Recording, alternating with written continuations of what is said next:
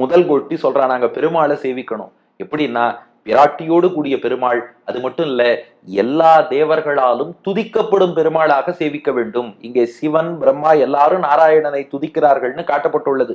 இப்போ பெருமாளை ஸ்துதி பண்றாளாம்.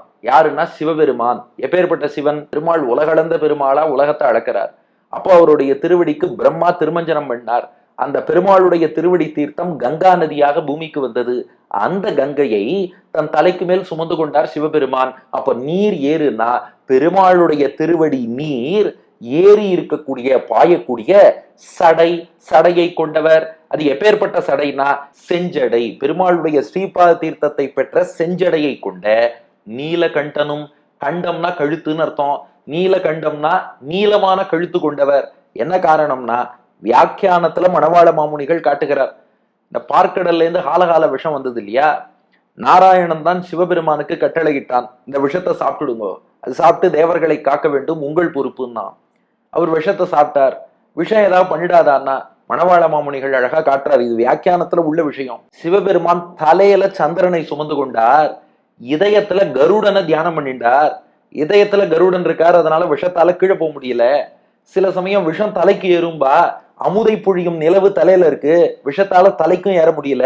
அப்ப கீழே போனா கருடன் தடுக்கிறார், மேல போனா நிலவு தடுக்கிறது. அதனால கழுத்திலேயே நின்னுடுத்தான். இதுக்கு வேற சில வெர்ஷன்ஸ் எல்லாம் இருக்கு, இப்ப எதுவுமே அடியன் இல்லைன்னு சொல்லல.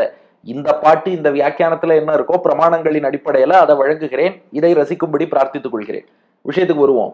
அதனால நீரேறு செஞ்சடை. ஒரு பக்கம் பார்த்தா பெருமாளுடைய ஸ்ரீபாத தீர்த்தத்தை வாங்கிட்டு இருக்கார், இன்னொரு பக்கம் நிலவை தலையில் சுமந்து கருடனை இதயத்தில் சுமந்து அதன் மூலம் நீலகண்டன்னு கழுத்தோட விஷம் நின்று இருக்கு. அதுவும் நாராயணனுடைய அருள். இதையெல்லாம் நினைச்சு பார்த்து சிவன் பெருமாளை ஸ்தோத்திரம் பண்றாராம். அப்புறம் இன்னொருத்தர் யார் ஸ்தோத்திரம் பண்றாருன்னா நான்முகனும். நான்முகனாகிய பிரம்மா. ஏன் பிரம்மான்னு சொல்லாம நான்முகன்னு சொல்லணும்னா மணவாள மாமுனிகள் அழகா வியாக்கியானம் பண்ணார். பிரம்மா ஆசைப்பட்டு 4 முகம் வாங்கிட்டாராம்.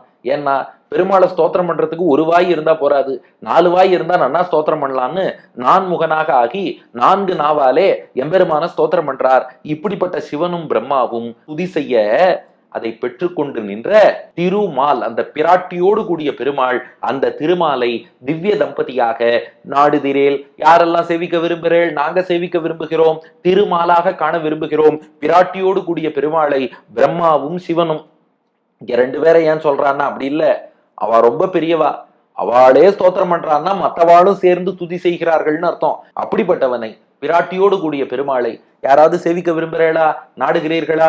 நாங்கள் நாடுகிறோம்.